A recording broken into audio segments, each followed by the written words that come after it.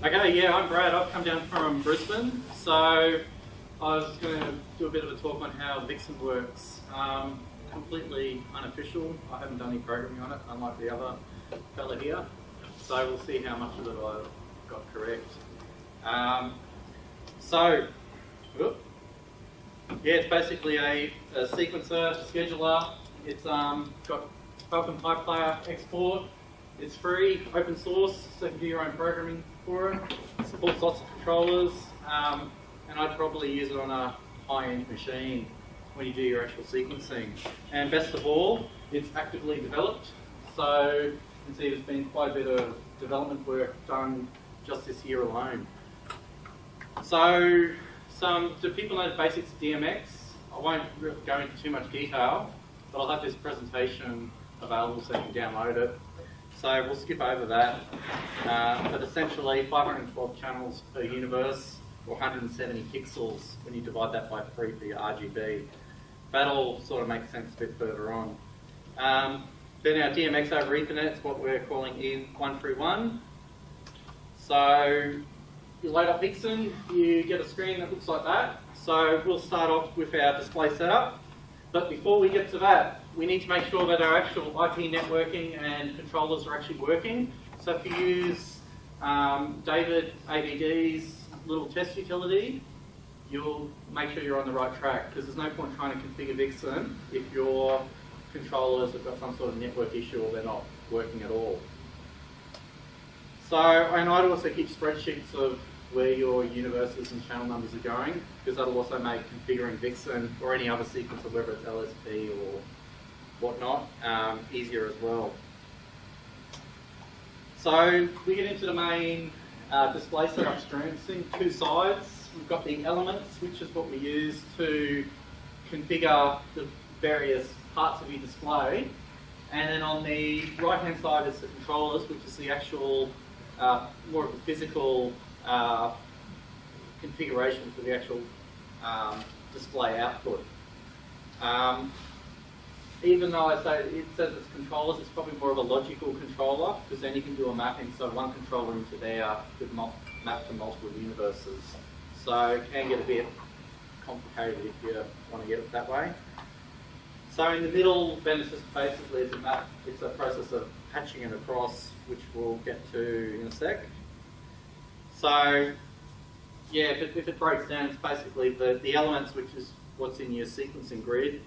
Then there's a breakdown for dimming curves or color handling. So an element within the grid could be a single mono channel, or it could be a full RGB channel, or discrete color channels, so with separate red, blue, green, if you've got standard strings twisted together.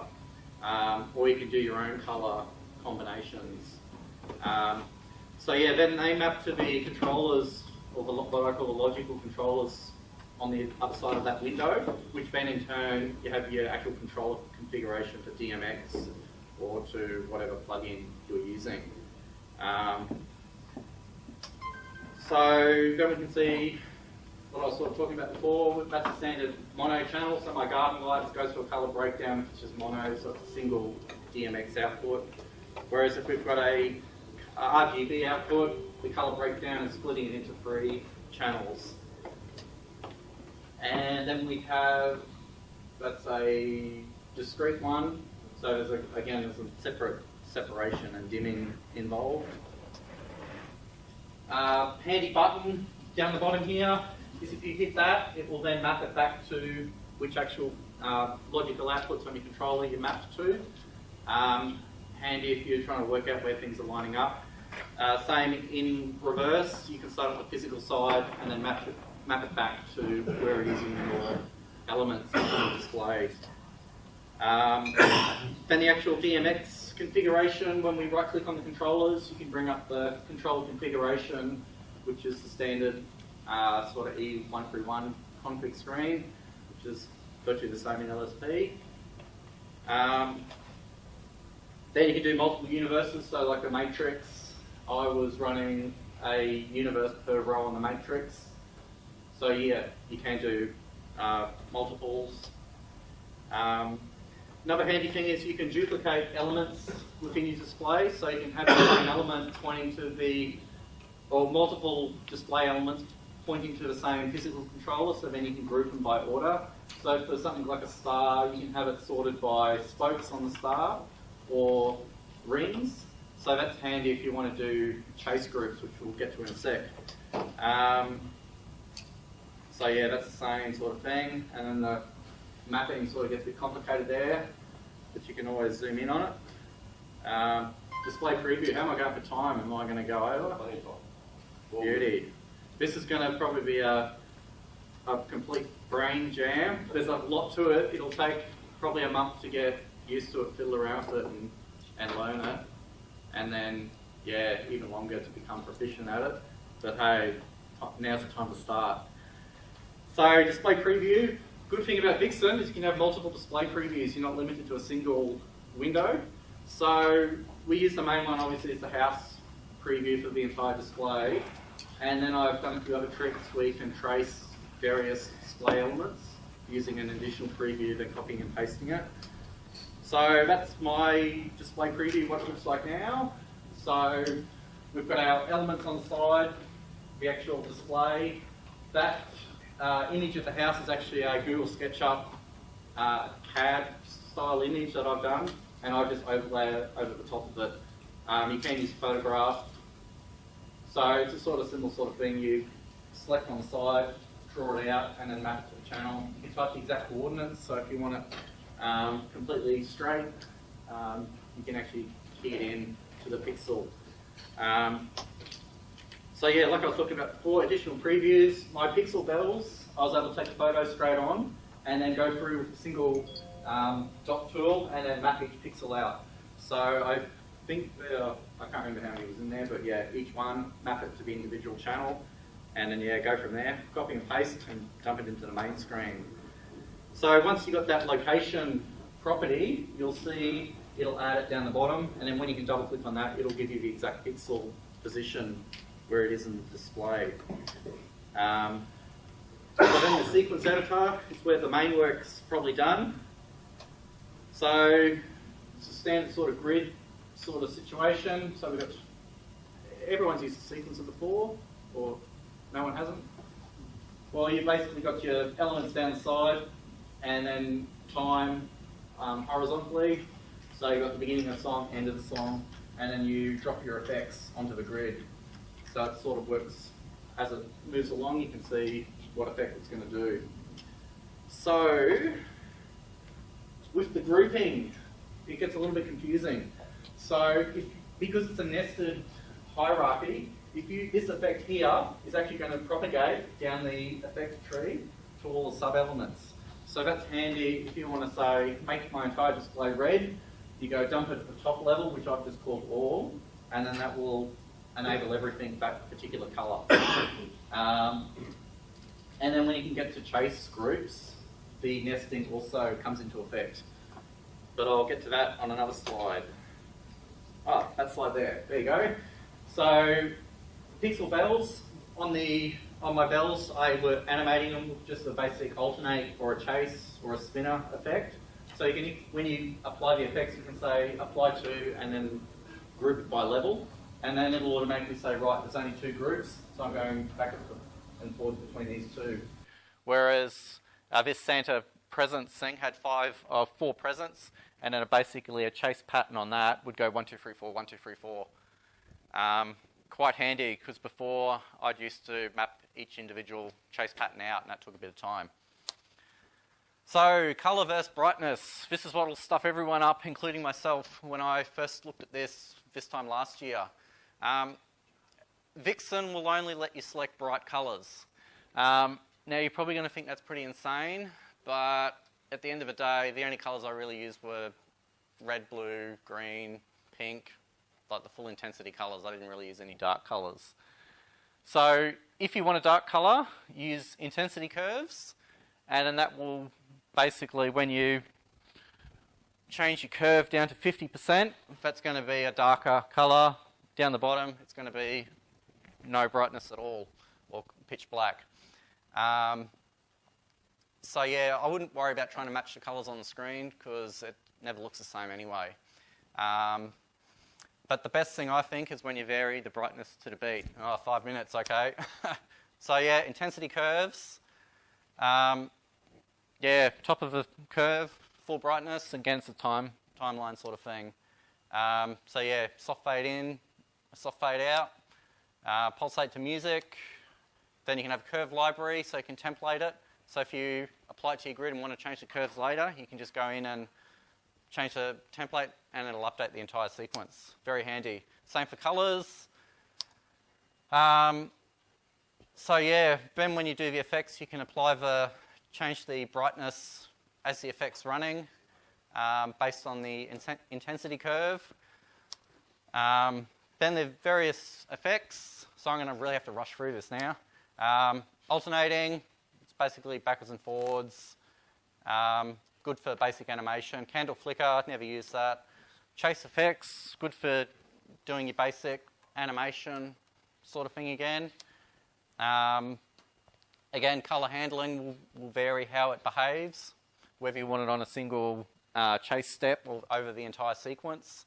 So fiddling around with that makes a big thing. For chase movement, the curve also affects it. So if you want to have a lopsided sort of animation, that helps. Yeah, you can fade in and similar like that. Custom value, that's probably one for the programmers.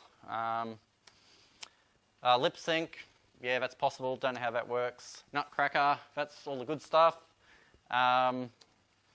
Set level, basic intensity setting. Spin effect, that's basically like the chase effect, except it's going to repeat until it runs out of time on the grid. Again, if you use if you align it to the beats and bars of the song, you should get it to the beat of the music. Twinkle effect, that's good for randomness, I've found. Wipe effect, that's your sort of colour wiping from one side of your stage to the other. Again, greatly depends on what settings you put into it. And then we've got a few non-lighting effects. So if you've got a RDS encoder, extra effects is the audio plugins, which I think are still in the pipeline. Yeah, we talked about that. The effects, how they propagate down the tree. A little bit confusing because it's not highlighted, but it is applying. And you can also overlay two effects together at the same time. So here we've got like a little white highlight where I've got the arrows pointing to. And you can have them on a single row too, so they'll merge themselves together. And that'll be the phone. So there we can see that previous effect. We've got two colours, and that was part of an animation as they move. Vixen Scheduler, basically I wouldn't use it. Just use the pipe player.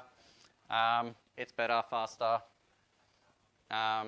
Excellent sequencer, but not so good at scheduling, I think. You're lucky you get an extra 5 minutes. Okay, yeah, I'm near the end.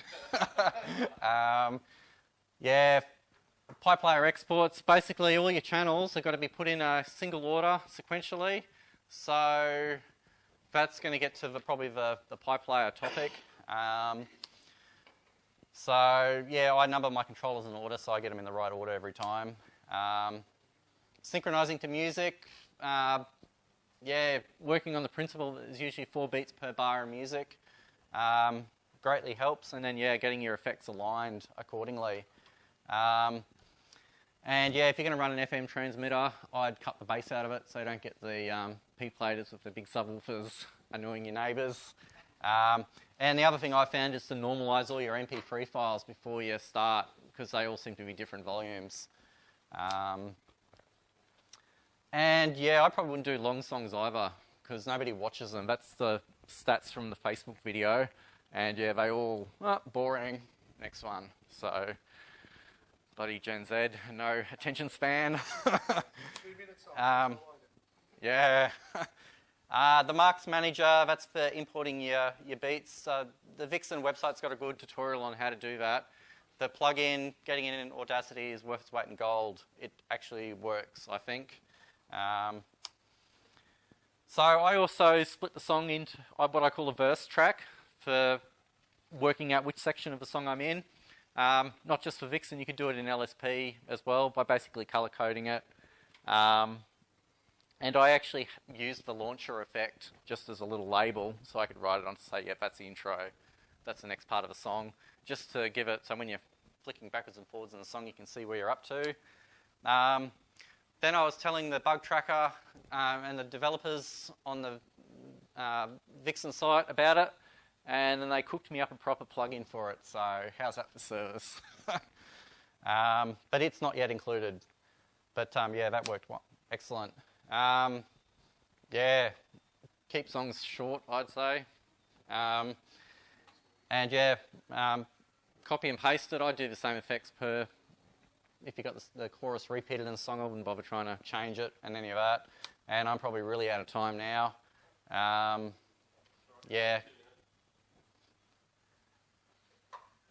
And then yeah, use the templates. That's probably the big thing. So you get consistency and have it so it's aligned to the beat. And then yeah, if you can't work out where the beat is, just blur it using a full white. So if you go ramp it up to full white, it sort of merges it out and it drops away so fast nobody will be any the wiser. Performance, even on a Core i7 with 16 gig of RAM, I was finding it was struggling a bit. So if you turn the execution engine off, it'll disable your preview and all your output. Same with the individual controllers. I only tended to have my test controller plugged in just with a single universe, just so I could check the brightness levels and whatnot. That greatly helps. And yeah, that's my little test rig just with a P2 and some pixels on it. Much easier than trying to look at the screen, how it pulsates in brightness until you get it in an actual LED. It's light years apart. And I'm at the end. So is anyone still awake? I got one quick thing. Yep.